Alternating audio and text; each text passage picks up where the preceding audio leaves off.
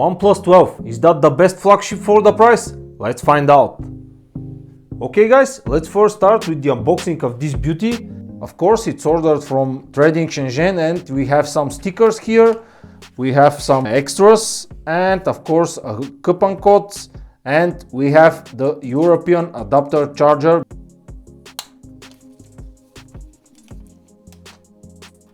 Whoa, that's a nice color. And that's everything you will receive in the box. You have a stickers, OnePlus and never settle. You have a red branded USB-C to USB-A cable. You have the OnePlus 12 itself and 100 watts SuperVOOC charger, a nice TPU case and a SIM ejector too. That's everything in the box. It's enough, it's more than enough, because with most of flagships we don't receive all these goodies. You can see that the device is only 222 grams and it's very comfortable in the hands. Very beautiful device. This time OnePlus nailed it. On the back of the device we can see all the camera modules. On the top left you can see the main camera module, which is the newly released Sony LYT808 50 megapixel sensor. Under it we can see the periscope zoom camera, which is 64 megapixel, and a 48 megapixel wide camera.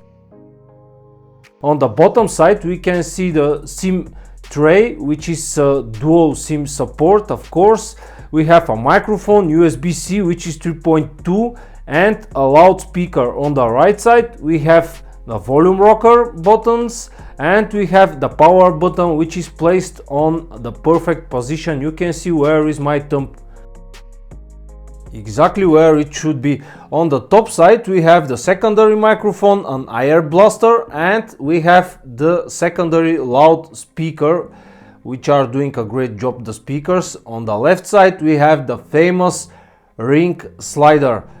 We have of course a vibration mode, we have the silent mode, and we have a ring mode when we slide it up or down. This year we have a slightly increased 6.82 inches OLED screen, and we have a 4500 nits, which is a lot, but I'm not sure this device can reach that nits. You can see here, compared to the iPhone 15 Pro Max and Galaxy S23 Ultra, all of the three devices are set to maximum brightness, and you can see the OnePlus 12 for me is not the brightness. Here my heart stopped for a second. This is a flagship display. It has a screen resolution which is 3168 by 1440, and we have of course the HD plus resolution, but you pay for that display, better put it to QHD plus resolution. Of course it is an LTPO display, which is going to 120 Hz from 1 Hz, and you can select to auto switch between this refresh rate or just leave it to high refresh rate, which is my advice, because this is not a cheap device. Just leave it everything at the maximum. And this time really OnePlus nailed the design. I really like it. This white color is just stunning. I just can't remember such a beauty device from the last years. I really like it. Something I forgot about the display: this is a 10-bit color depth and 2160 Hz PVM dimming display, and that means it will not hurt your eyes. These black strips, which you already see in outdoor comparison with other devices, you will not see it with your eyes. This is just coming from my camera. And the device is IP65 water resistant rated. Of course, this is the Chinese version and it is using ColorOS version 14. It is not Oxygen OS, but the global release of this device is not yet released, so this is just Oppo ColorOS. Of course, this device is using Android 14, latest and greatest, and all the goodies for Android 14 are coming for this OnePlus 12, and we can advantage of all these Android goodies. ColorOS 14, I will not go so in deep, but this is one of my favorite Android UIs because it is very smooth. You have tons of customizations and you can customize everything. The icons, you can make the icons round, you can use the so-called material view with the icons and almost everything. My only complaint is about the notifications, because all the Chinese brands are doing the same. When you unlock the device, notifications from the lock screen just disappears and you can't find them anymore at the lock screen. So I'm waiting for Oxygen OS to arrive globally, and hopefully I can switch it to my Chinese version of OnePlus 12. But for now, this is ColorOS 14. It's very good UI. The whole UI is very fluid. It's expected, at least this is Snapdragon 8 Gen 3. You have Chinese stuff here and there, but you don't have pre-installed much of a bloatware. Device is very smooth. Expected, of course. Something I need to mention are the haptics. This device has incredible haptics. You can hear the whole experience with the haptics now.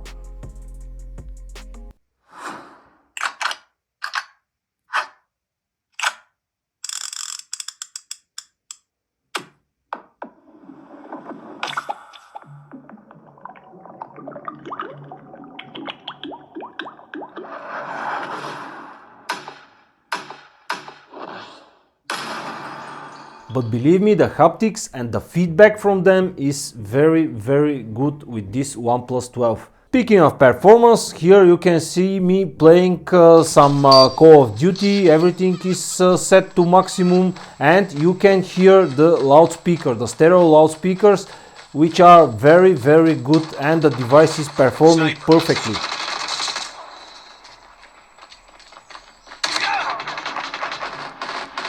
Everything is very smooth, without any stutters, lags or anything. Absolutely expected from Snapdragon 8 Gen 3, so powerful chip. And the new GPU, which is Adreno 750.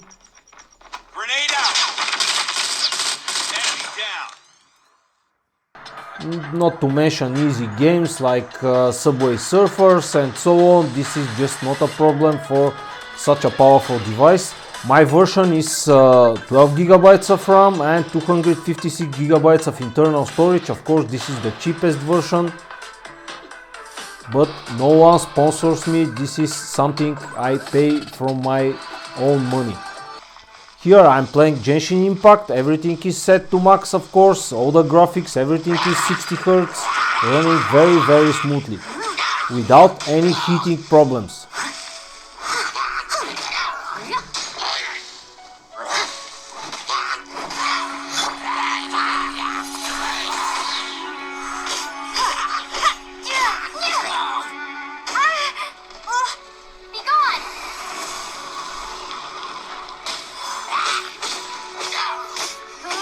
You can see how smooth is the whole gameplay with Genshin Impact, which is the heaviest game you can download for any Android device.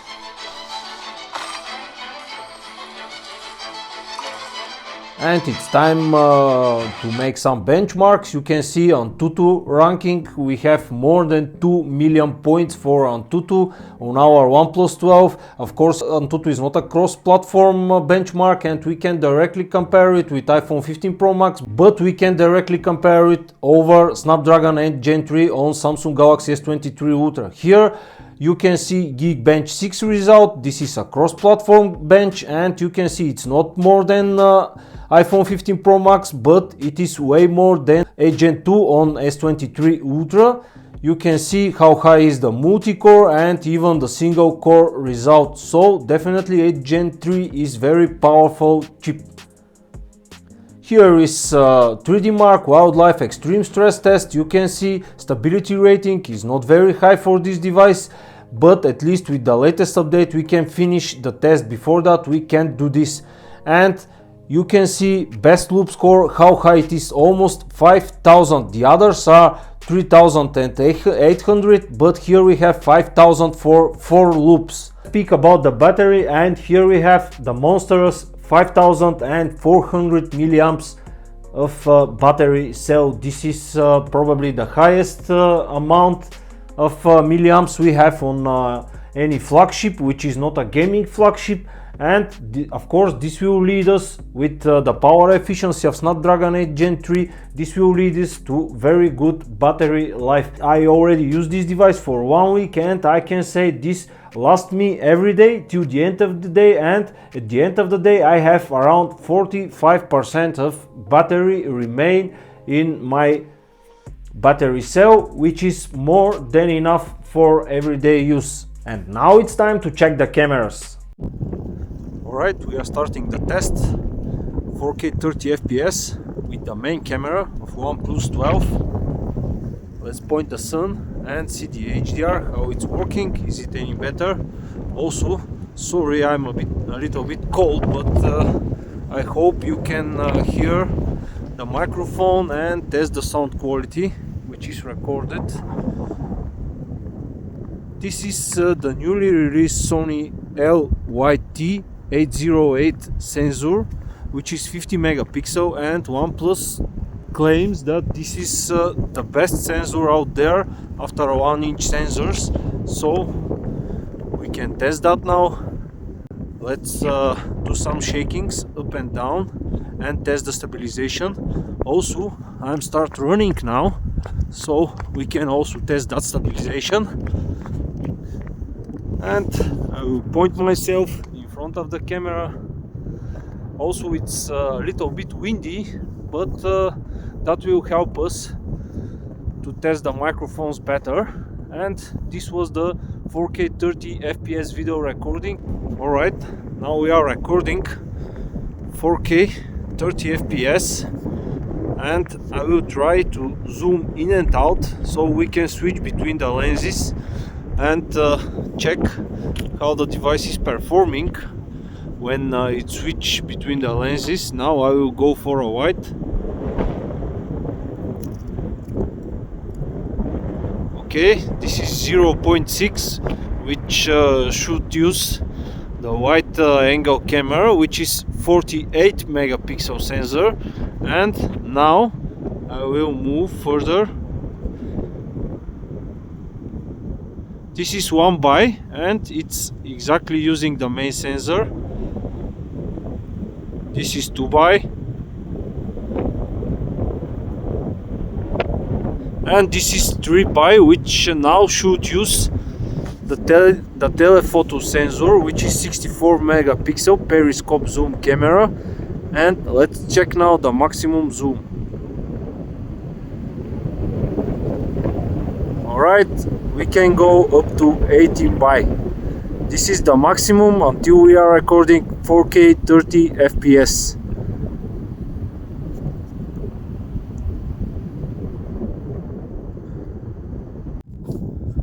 And this is recording 4K 60 FPS with the main sensor again.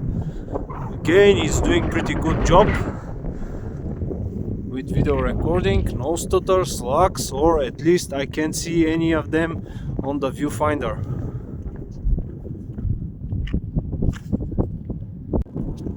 Also, OnePlus 12 with Snapdragon 8 Gen 3 can record 8K 24 FPS, which is exactly the case now. I'm recording 8K 24 FPS.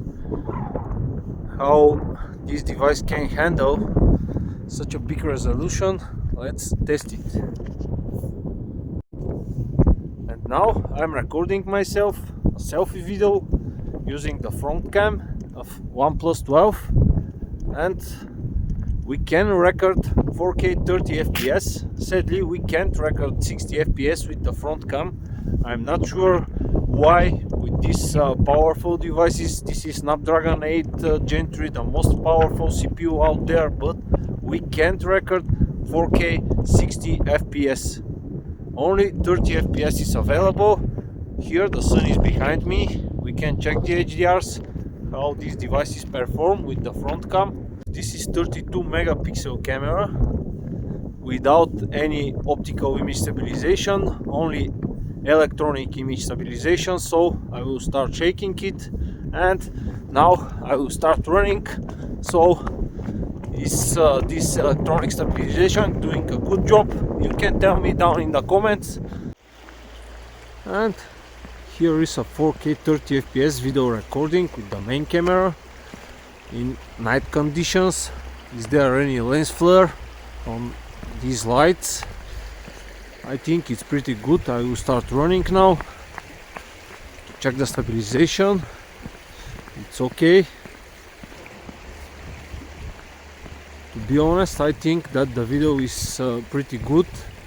I think this time OnePlus are doing a good job with the camera, with this new Sony LYT808 sensor. And one video with the selfie camera, again 4K 30 FPS. Of course it's not very good quality, but this is a front camera at night, but at least you can see me. Again, decent job from the front camera. I think OnePlus should make more efforts for the front camera and make it at least to record the 60 FPS videos, but at that moment that's everything they can offer us. Okay, enough video recording. Now let's move to photos and check the quality of this new Sony sensor. Here you can see a portrait mode with the front camera. I can say the quality is very good. Here this is a normal mode, normal picture with the front camera. And here we are starting. This is a wide camera. Here this is 1x with the main camera. And I will go further now. 3x. Again, this is already a telephoto lens. Here we have a 10x. I have here a 30x, and this device supports up to 120x, which for me is totally unusable. Here again another switch. This is the wide camera, this is the main camera, and we can compare the colors between all the lenses. Here this is a 3x, the periscope zoom. We are going now 10x. Again, the next one will be 30x, and I will again shoot a picture in 120x, again totally unusable for me. This is a portrait. When you open the portrait mode with the main camera, it directly goes for 3x. Here this is the portrait with 1x, and here this is the natural bokeh coming from the main big sensor. Some night mode pictures, you can see the colors are very good and accurate. This is a portrait mode, 1x with the main camera, night mode, and here is wide camera night mode. Here now is the night mode with the main sensor, and now we have a night mode with the periscope zoom camera. This is almost completely pitch black in the room. And here we have some comparison with S23 Ultra, the macro mode, and also the night mode. You can let me know down in the comments which one is better for you. And guys, to sum everything at the end, this is the device I bought from Trading Shenzhen for $700, which is a very good price for that flagship device. Yes, in some situations maybe the camera is not so good as iPhone 15 Pro Max and S23 Ultra, and especially in video recording, but this time OnePlus and Hasselblad are doing a great job with HDRs and all the pictures, because before that, before years, for me at least, all OnePlus images were very recognizable because HDR was completely missing from the images. They are just washed out. But this time I think OnePlus nailed it with the color corrections from Hasselblad, and the images are very good day and night images, and of course they will continue improving that. So the only thing I hope is when OnePlus release globally OnePlus 12, I can switch from ColorOS to Oxygen OS without any problems. This is the only thing which I wish, and hope that the price of this device will stay closer to $700, because all other flagships are around or even more than $1,000, but here we have $700, which is a very good price for that package and especially that beauty. I just love how this device is looking, and especially in that white color. Again guys, thanks for watching. Don't forget, if this video helps you somehow, subscribe to my channel and like my videos. Thanks for watching and have a nice day.